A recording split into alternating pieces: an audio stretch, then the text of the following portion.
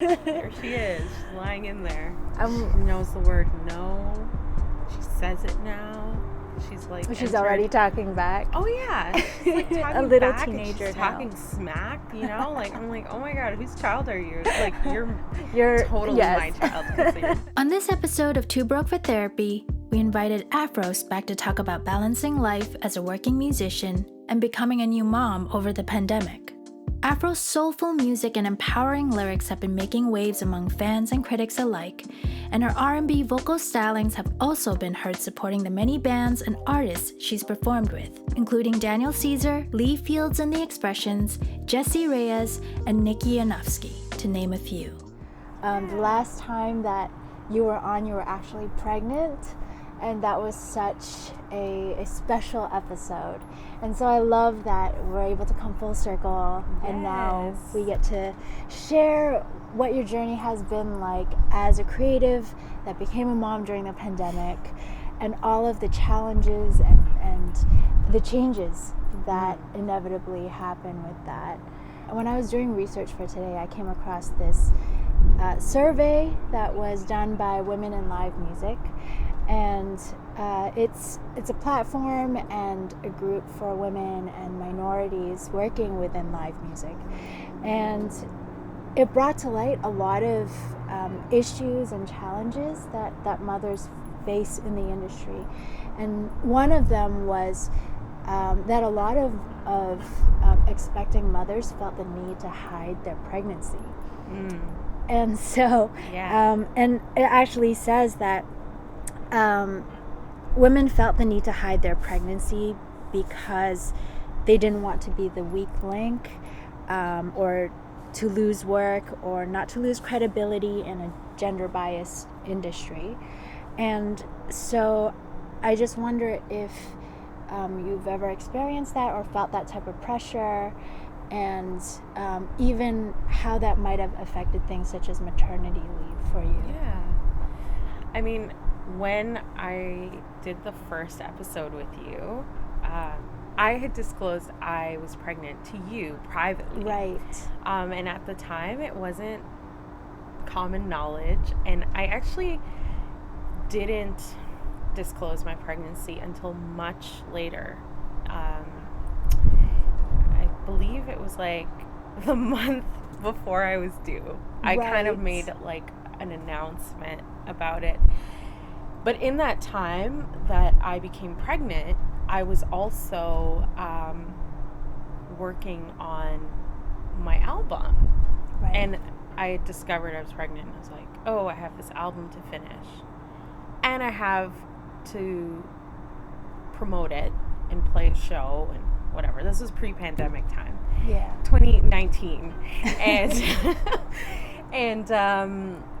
I didn't want to disclose it. Like, I didn't want to make my pregnancy sort of a thing to have it be at the forefront, because I'm so aware of biases towards women in general in our industry, but also, like, I didn't want to be treated any differently if I told the public, oh, I'm pregnant, I didn't want to even use it as like an angle to gain publicity. Right. And also, this is my first pregnancy, and I was scared, so scared, because like so much can happen in the journey, right, to becoming a mom. And I just felt really overwhelmed, so I really wanted to just focus on seeing the album through to like the end, and promoting. And as I released it, I released it in November of 2019, so like just before 2020, the crazy 2020. And I did, I did like a whole like press thing, and I did a show, which I was at. You were at, that's right. Amazing show. Yeah, I did a show, and I was I was pregnant at that point. I'm pretty sure starting to approach, if not in my second trimester, and not a lot of people knew. And I chose to kind of keep it that way because I wanted my music and my project to shine Like, as a musician that also releases music, I know how crazy that period of time is when you're releasing music, and you know, just all the preparation that goes into that. And then to be pregnant on top of that is like, it just blew my mind. How you were able to do all of that and keep it all together and still be smiling. Thank you so much for saying that. I mean, there were definitely times where I didn't feel like I had it all together, and you know, in private. And then the stress of meeting deadlines and stuff like that. I worked with an amazing publicist, and she did such great work for me. She's like, I need your album by this time so I can send it off. I'm like, okay. So I'm like working under real deadlines here, and I'm definitely a person that I like to be challenged, and I like to multitask, and like I'm always doing something, you know. It's very hard for me to relax or have time for myself. I don't know what that is, really. Right. Like, I like to relax, I think, but when I try to do that, I'm always thinking 10 different things. I'm like, oh yeah, I have to do that. Oh yeah, I have to do that. So I think my personality led itself well into what I had to do to get the job done, you know. Because I'm like, I have a baby to like make. Insane. Yes. Musically and physically. Exactly. How does work look like for you now? And have people's perception of you changed, or maybe the opportunities that you get, are they different for you now? To answer your question, you know, I don't think so. I want to say no. I want to say no. I've definitely been offered work coming into the fall, which is awesome. But I do think that people might be reluctant to ask me because they feel like I might be busy. So maybe I'm missing out on potential work. I don't know. Like, it's kind of hard to say. But so far I've gotten a few opportunities and things like that. And I want to be someone that helps to change that narrative with moms in music. Because even if that hasn't happened to me, where I'm losing out on work, it's happening to other moms that are excellent musicians. Like, when you become a mom, you don't like lose your ability to make music. Right. It was like really the first 6 months postpartum was very hard for me, just because I was experiencing postpartum anxiety, which is kind of the lesser known of the to postpartum depression we talk about. We were aware of it was postpartum anxiety, because like I felt like I had changed so much, because I had, you know, gave birth. Like, it's such an out-of-body experience. But I was really struggling with who I was in that time, in that 6-month postpartum period, where I wasn't even sure I would sing again. And I had never felt that way ever in my life. And it scared me. And it feels stupid to say it now. It feels like an irrational thing to think. But at the time, I was just like, I don't know if I'll ever sing again. I don't know if I'm creative again. I don't know if I can write again. I don't know. Because I was so consumed with being a mom, with you know, a very young child. It's very, very demanding on the mother, especially with singing too, because our instrument is in our body. Yes. You know, and there's so many things that can affect it, whether it's psychological or emotional. Oh my gosh. Like physical. You know, that's I was trying to make it came to mind when I was talking, and then I completely forgot to talk about it. But there's so much that shifts in your body with the album. You know, when I released it and I played the show, I was 4 months pregnant, and so not like, you know, showing significantly or anything like that, but enough to change how I breathe. and where my resonance was sitting. So I was relearning and reteaching myself how to sing and how to place, my voice. And I had to keep adapting because my body was always changing, and even post birth. Then it's just like my organs, like everything shifted, my diaphragm, and so it's like it feels like you feel so full. It's like, like right before I gave birth, I was just like, holy crap, like I can't breathe. And then she's out of my body, and oh my gosh, like I have no diaphragm control. I have no muscle tone. Like everything is so shifted in there. My voice would do weird things, and I was just like, holy crap, like who is this person? But then eventually it just got, I'm like, okay, yeah, this is my voice. Although I feel like very out of practice because like we all feel out of practice because we haven't been gigging and stuff. There was actually something in the survey that surprised me, and it was the fact that mothers felt scrutiny from other mothers. And so it actually says here that judgment from other mothers towards women working in the industry underlines the hardship and guilt pressed on women.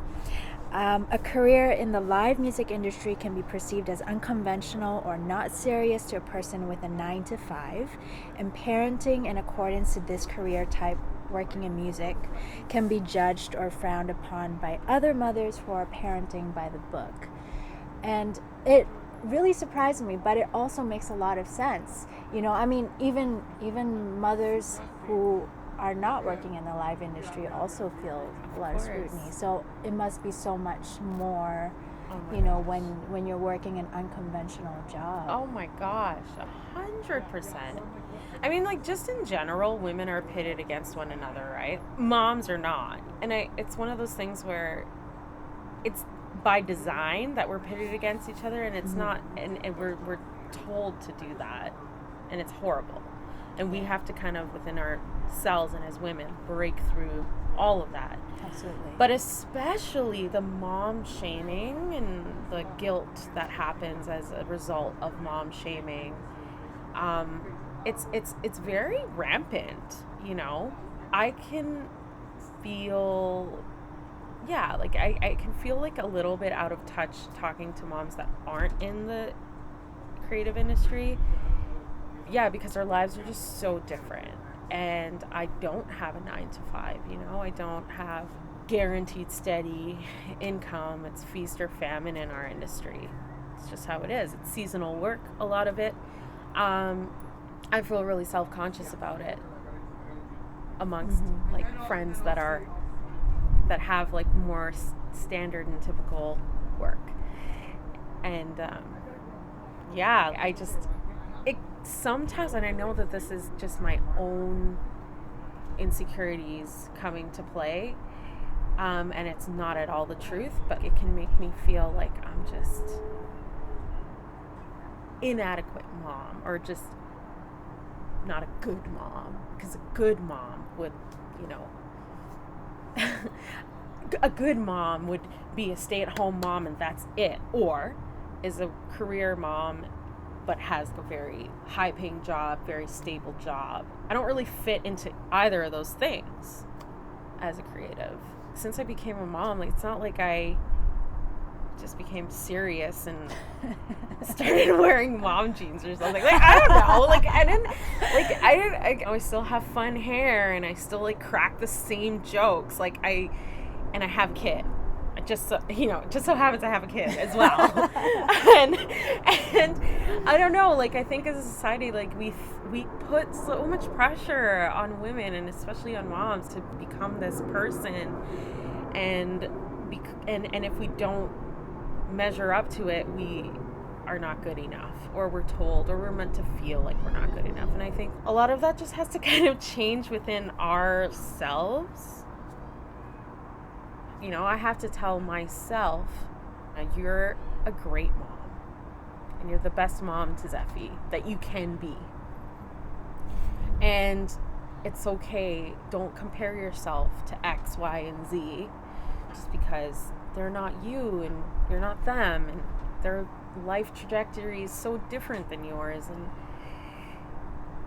it's okay to like feel uncertainty. It's okay to feel unstable, you know. Don't let that govern how you mother and how you treat yourself and how you love yourself, because I have to be okay with who I am and love myself in order to show her love and mirror that to her. So like it's double whammy, you know. Like I can't be like doubting myself and thinking poorly of myself and then turn around and try and be this like excellent mom to Zephy, because I'm not being truthful, you know, in how I'm feeling within myself. So it's a lot of self-work, that internal work that I have to constantly do as a mom, and I have to constantly have those talks with myself, you know, at 2 a.m. at night. And I'm like, no, you're a good mom. And you know what? The baby, or the baby industry, because it is an industry. There are a million things you can buy for your baby, a million like sleep training programs and yada yada yada, that basically marketed to help the parent, specifically the mom. But they're not helping. Like it's not helping. It's pinpointing there's something wrong if your baby isn't doing this by this age, or this, you know, like if they're not hitting these milestones, they're not doing this, they're not doing that, there's something wrong. And that just reinforces that feeling of inadequacy. So it's just like this tunnel and this hole that we just dig ourselves into as moms, especially. We carry so much guilt and we feel so much shame. You know, and it's just like, how do we break through that? It's up to each mom to kind of figure that out. As a community, like, what can we do to support creatives that are mothers better? Like, I know that that's such a huge question. Yeah. But was there something that was done for you, or maybe advice that was given to you that you felt was really helpful for you navigating motherhood during this time? Because some of the best advice I've ever gotten was just to trust my instinct, because that's the right thing to do for my child. Right. You know, even something as something like breastfeeding, for instance. You know, I'm still breastfeeding Zephy. She's over a year old, and our journey hasn't come to an end yet. I am kind of like letting her lead the way, and that's also another piece of advice that really stuck out to me. Was, you know, I took this course when I was like maybe like 6 months pregnant or 7 months pregnant. It was called hypnobirthing, and it really revolutionized the way I viewed myself as a pregnant person, but also how I viewed my baby, and how much power we give to the medical world as women in general. How much power we give over as women that are pregnant and whose bodies know what to instinctively do, because we've been doing it since the dawn of time. You know, we are the greatest of all time. We really are, as women. Right. We do incredible things. And that was like, that course in it of itself was something that shifted and eradicated a lot of the doubt and the fear I was carrying as a newly pregnant woman. And I was just, it helped me reclaim my power and my voice, and give like Zephy a voice and power, and empower her to lead the way, because this was like teamwork, you know. So that was like some of the best advice I got was in this course, and just to like, yeah, really follow your body, your instinct. I was under the care of amazing midwife team at West End Midwives. What?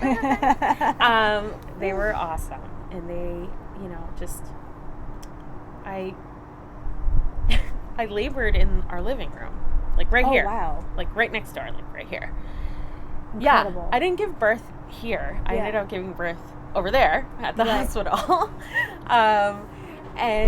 But I labored here, and this course was seriously what changed my mind about, like, it had so much of an impact on me that it made me take this birthing into like my own hands, my own power, and reclaim my voice as a woman and as a birthing mom, and it just, you know, that was like some of the best advice I got. And there was another part of this question that what could we do yes as a community? I just wish there was a way that we could, I don't know, like make moms in our industry feel less like they have to choose music or your baby. So it can feel really lonely because you're trying to find other moms that are like, but there is a community. There is. Like, there are, you know, I was able to like bond with Tao Ming Law, who founded Blue Crane Agency. And Tao was pregnant around the same time I was. Like, she ended up giving birth month or so prior to me giving birth, so we were kind of like pals, you know, like checking in on one another. And Tao's like such an incredible force in this industry and is breaking down barriers and doors, and I hope to do that in just being me and being Aphrose and this, like, this artist. I made this beautiful baba ghanoush. I hope it tastes good. But like, I love to cook. It's something that I don't love baking. I don't do baking. I don't do it because it's so very scientific and like very precise, and I can't. Right. Like, I mean, it's like, it's, you know, it's like music. I love to improvise. I love to, like, on the spot, like, change it up. Like, you're never gonna hear me sing the same passage the same. Right. Ever. Hardly ever. And that's really annoying, but it's who I am. And that's why I like to cook, because like I find I can be really creative and I can improvise, and you can't really substitute things in baking. You can. Or you can't, it just won't turn out. It just won't turn out good. Yes, I create buffets on a nightly basis after I put the baby down. Highlighted. I mean, I love that. I live for that. Like, I used to highlight shit, like, when I was in school. I'm like, why am I highlighting every single word?